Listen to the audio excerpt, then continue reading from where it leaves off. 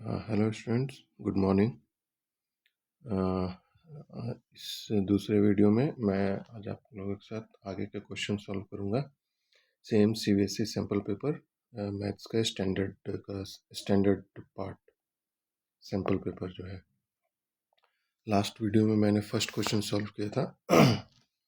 Hope वो आप लोगों को समझ में आया होगा। अब नेक्स्ट क्वेश्चन जो हमारा है, यहाँ पर दिया हुआ है the shortest distance of the point 2 and 3 from Y axis. तो शॉर्टेस्ट डिस्टेंस, तो इसको पहले क्या करना है, इसको पहले हम लोग एक X and Y axis draw कर लेंगे ऐसे, और इस पे पॉइंट दे देंगे 1 2 3, एंड देन सिमिलरली 1 तो वाई एक्सिस पे।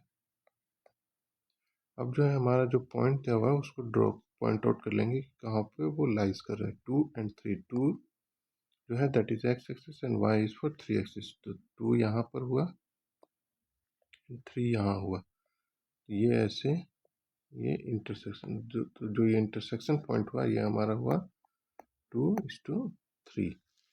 अब ये पूछ रहा है the shortest distance of this point, मतलब ये जो पॉइंट है इसका shortest distance Y axis from Y axis से कितना है।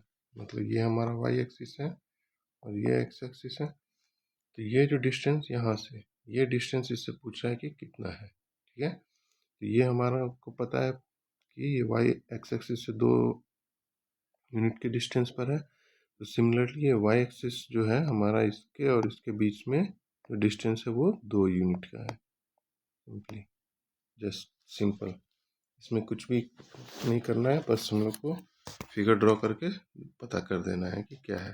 Then A is our correct answer. Okay, this is, ये हुआ सेकंड क्वेश्चन। नाउ हम लोग आगे जाते हैं दूसरे क्वेश्चन पे।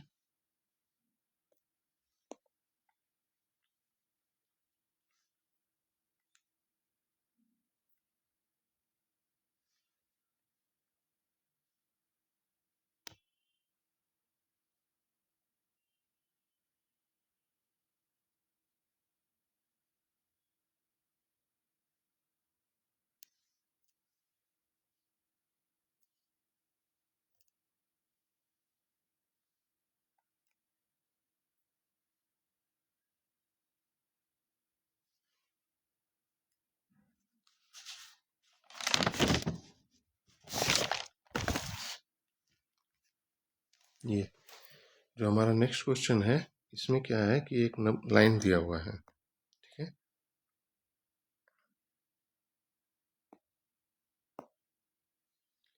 इफ द, ये है, इसमें क्या दिया हुआ है, if the lines given by 3x + 2ky = 2 and 2x + 5y + 1 = 0 are not parallel, then k has to be either, k का वैल्यू हम लोग को फाइंड आउट करना है कि वो उसका वैल्यू क्या होगा। 15/4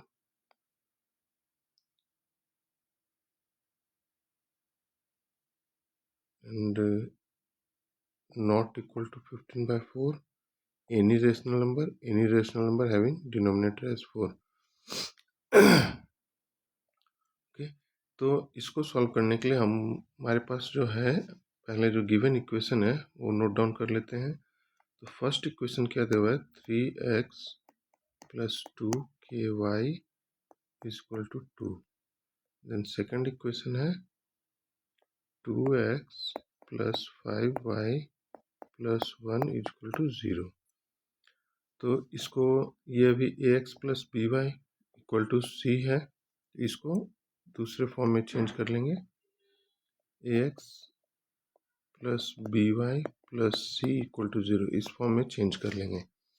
देन क्या हो जाएगा, 3x + 2ky - 2 = 0, और दूसरा इक्वेशन है 2x + 5y + 1 = 0। ठीक है, अब इसको सॉल्व करने के लिए ये क्या बोल रहा है कि these two lines are not parallel।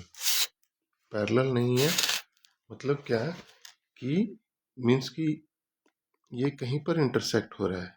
if the two lines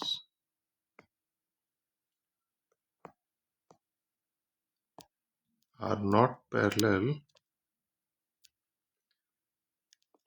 then क्या हो रहा है, then it will intersect at some point, right? जब दो लाइन पैरेलल होगा तब तो वो कहीं पर ऐसे पूरा कहीं पर इंटरसेक्ट नहीं होगा, बट कि जब दो लाइन पैरेलल नहीं होगा देन मीन्स कि क्या, ये कहीं ना कहीं पर ये इंटरसेक्ट होगा। जैसे इस लाइन दो लाइन को देख रहे हैं तो ये यहाँ पर इंटरसेक्ट हो रहा है। सिमिलरली यहाँ पर ये बोल रहा है कि दो लाइन इंटरसेक्ट मतलब पैरेलल नहीं है, मीन्स कि वो कहीं पर इंटरसेक्ट हो रहा है, राइट। तो जब दो लाइन इंटरसेक्ट हो रहा है देन क्या है कि इसका जो एक लॉजिक जो हमारे पास फॉर्मूला है, if two lines are intersecting then a1 by a2 not equal to b1 by b2, right.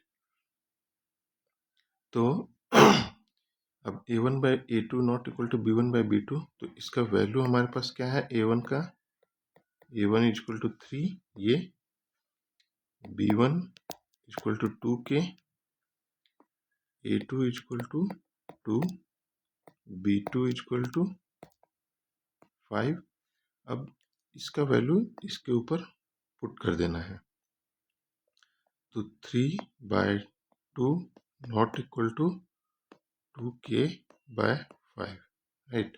अब इसको सॉल्व कर देना है, क्या होगा, तो 2k को एक साइड रख लेंगे और इसको ये मल्टीप्लाई हो जाएगा, जब इधर डिवाइड है तो इधर जाएगा multiply, then 3 into 5 and denominator में 2 रह जाएगा एज इट इज। तो ये 2 को भी हम लोग इसको डिनोमिनेटर में ले आएंगे, मीन्स कि k इक्वल टू 15/4, ठीक है। k नॉट इक्वल टू 15/4, तो ये हमारा हुआ k का value, that is B option, k not equal to 4। ये हुआ इतना समझने के लिए। अब इसको डायरेक्टली इतना लिखने का जरूरत नहीं है, डायरेक्टली हम लोग को ये याद रखना पड़ेगा कि if two lines are intersecting not parallel then a1 by a2 not equal to b1 by b2। Similarly जब दो लाइन अगर ऐसे लिख, ये जैसे यहाँ पर उल्टा लिखा हुआ है, मीन्स कि उल्टा थोड़ा घुमा के लिखा हुआ है कि नॉट पैरेलल, इसको डायरेक्टली भी वो लोग लिख सकते थे इंटरसेक्टिंग, तो ये थोड़ा घुमा के लिखा हुआ है, तो ये थोड़ा समझना पड़ेगा आप लोग को क्वेश्चन से कि कैसे क्वेश्चन को घुमाया हुआ है। तो अब अगर ऐसे ही यहाँ पर लिख देगा if two lines these two lines are not intersecting, means कि वो दोनों लाइन पैरेलल होगा, तो पैरेलल के केस में इसका जस्ट अपोजिट हो जाएगा कि a1 by a2 equal to b1 by b2, right. तो इतना जब एक्चुअल में सॉल्व करेंगे तो इतना लेंदी नहीं, जस्ट सिंपल a1 a2 का वैल्यू पुट कर देंगे, वो हो जाएगा।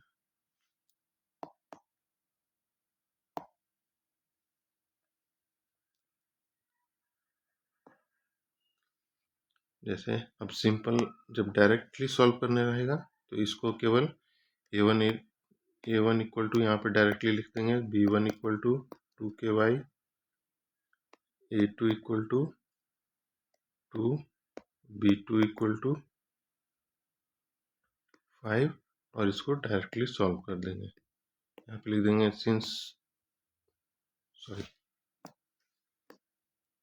एक स्टेटमेंट यहाँ पर लिख देंगे, since these two lines are not parallel then यहाँ पे a1 by a2 not equal to b1 by b2। अब इसके जगह पे वैल्यू पुट कर देंगे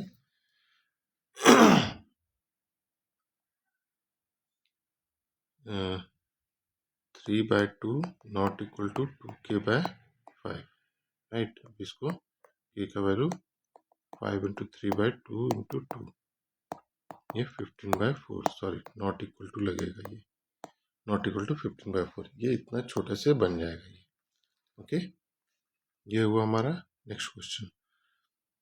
अगर कोई भी क्वेश्चन में आप लोग को डाउट लग रहा है या समझ में नहीं आ रहा है, आप लोग कमेंट कर सकते हैं, मैं आप लोग को फिर से रिपीट कर दूंगा। ओके,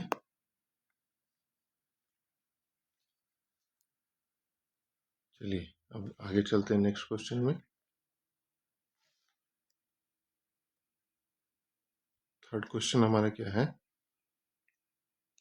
क्या बोल रहा है कि इफ अ क्वाड्रिलेटर, इसको लिख लेते हैं।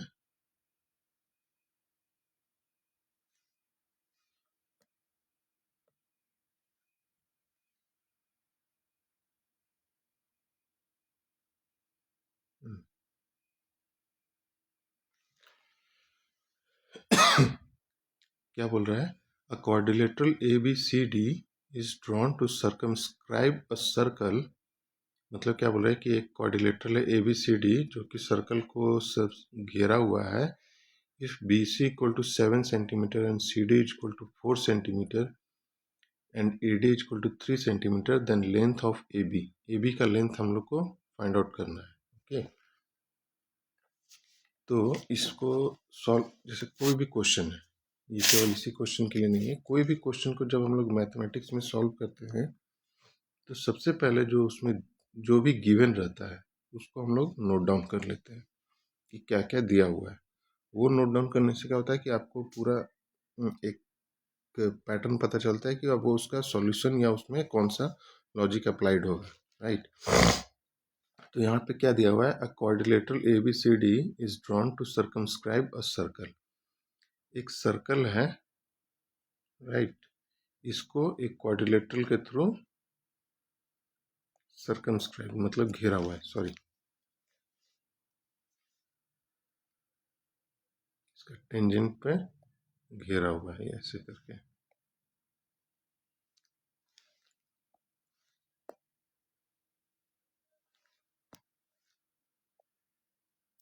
ठीक है, अब ये इसका सेंटर पॉइंट है।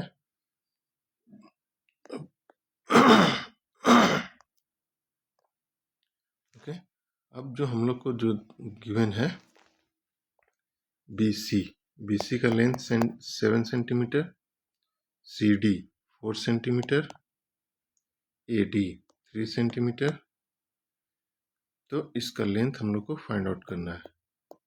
ये ऐसे मैं अभी ड्रॉ किया हूँ, बट ये यहाँ पर ये पैरेलल या एज इट इज सेम नहीं होगा। ये बस मैं ऐसे ड्रॉ किया हूँ तो यहाँ पे आप लोग को लग रहा होगा कि ये बराबर है, but that is not the case. ठीक है, क्वाड्रिलेटरल का चारों साइड कभी भी सेम नहीं हो सकता है, that is the first assumption. Okay, तो अभी इसका सर्कल का सेंटर पॉइंट लेते हैं। ठीक है,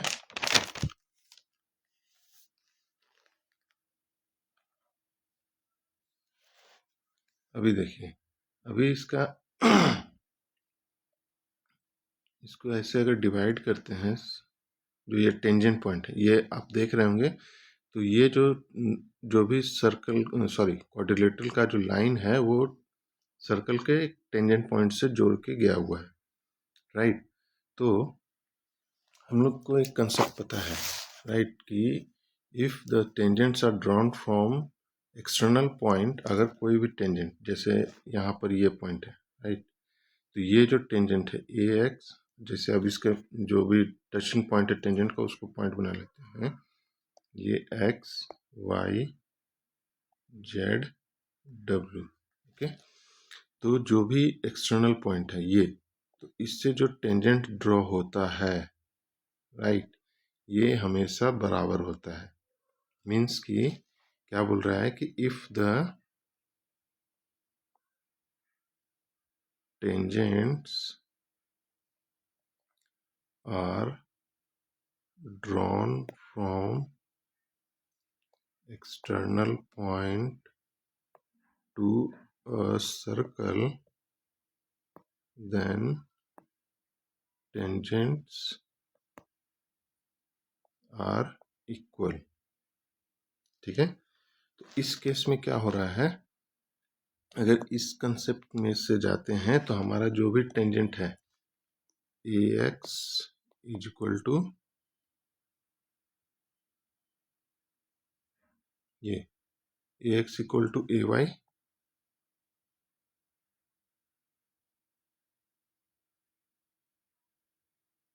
then bx is equal to by,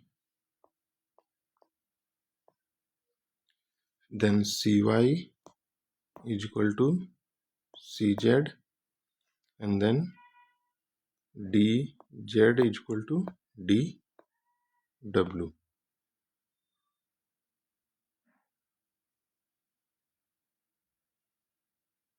And then similarly aw is equal to ax.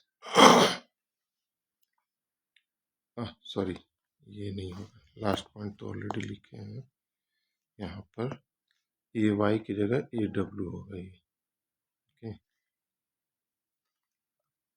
तो अब ये हमारा जो टेंजेंट है ये ऑल इक्वल है, ठीक है। तो अब देखिए, अब अगर हम लोग ए डब्ल्यू और डी डब्ल्यू ये दोनों को जोड़ते हैं, ए डब्ल्यू प्लस डी डब्ल्यू, ये फर्स्ट पॉइंट हुआ, ये सेकंड, ये थर्ड, ये फोर्थ, ठीक है। ए डब्ल्यू प्लस डी डब्ल्यू और चारों पॉइंट कट करते हैं तो B Y plus C Z,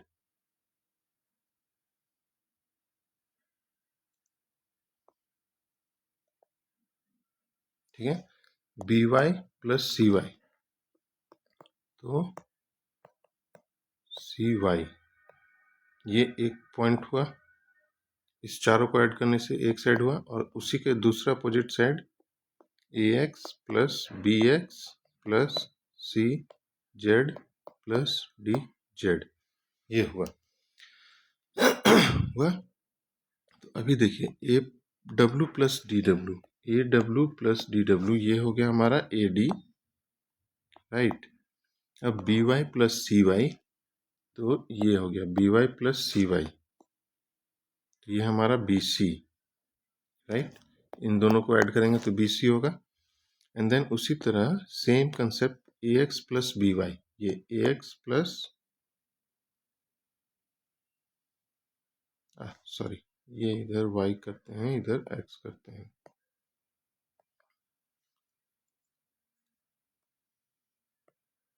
तो A X plus B X हमारा ए बी हो जाएगा, and then C Z plus D Z C D हो जाएगा। अब हमको सारा लेंथ वैल्यू मिला।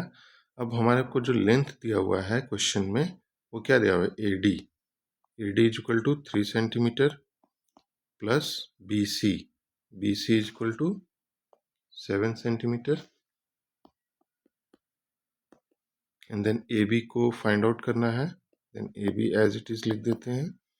सी डी दिया हुआ है 4 सेंटीमीटर, राइट। तो अब इसको सॉल्व कर लेंगे, देन ए बी क्या हो जाएगा, 7 प्लस 3 10 माइनस ये इधर चले जाएगा 4, that is equal to 6 centimetre, right. ये हमारा सी, ये इतना समझने के लिए। अब इसको डायरेक्टली बनाने के लिए इतना बस ये एक फिगर बना लेंगे, तो फिगर बनाना है। और ये कंसेप्ट आप लोग को याद रखना पड़ेगा कि जब भी कोई भी टेंजेंट एक्सटर्नल पॉइंट से किसी एक सर्कल पर ड्रॉ करते हैं, सॉरी द टू टेंजेंट्स, अगर कोई भी दो टेंजेंट्स जैसे ये दोनों एक्सटर्नल पॉइंट से ड्रॉ करते हैं तो ये दोनों हमेशा बराबर रहेगा, ओके। तो ये कंसेप्ट जैसे याद रहेगा तो हम लोग डायरेक्टली इसको लिख सकते हैं। अब इसको लिख देंगे तो फिर ये हमारा यहाँ पर सॉल्व हो जाएगा। तो इतना करने का जरूरत नहीं, बस सिंपल से ये कंसेप्ट याद रखेंगे तो डायरेक्टली भी ऐसे बना सकते हैं। एग्जाम में जब बनाने बैठेंगे तो इतना लेंदी नहीं बनाना है, बस फिगर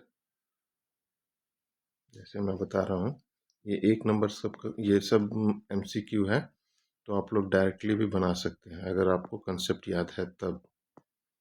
तो ऐसे दिया हुआ है तो ये फिगर बना लेंगे एक, इसका ऐसे, ठीक है, A B C D ऐसे करके बना लिए। जो वैल्यू दिया हुआ है जहाँ जहाँ वो सब पुट कर देंगे। ए डी आपका 3 centimetre, C D 4 centimetre, B C 7 centimetre, इसको निकालना है। तो वो कंसेप्ट जैसे अभी याद जो बताए थे उसको अगर याद है तो डायरेक्टली पुट कर देंगे। यहाँ पे एक पॉइंट लिख लेंगे x, ये y, ये z, ये w। तो अब सारे पॉइंट नोट डाउन कर लेंगे।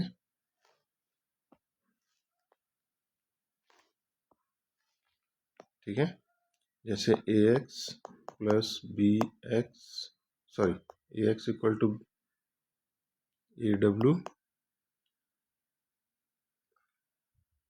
Then B X equal to C Y,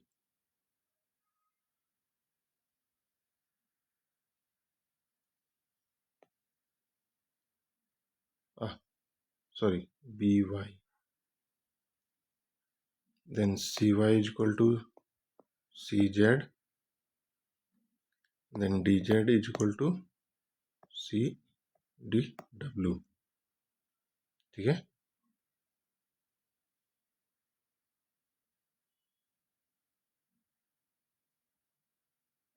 अब इन चारों को जोड़ देना है।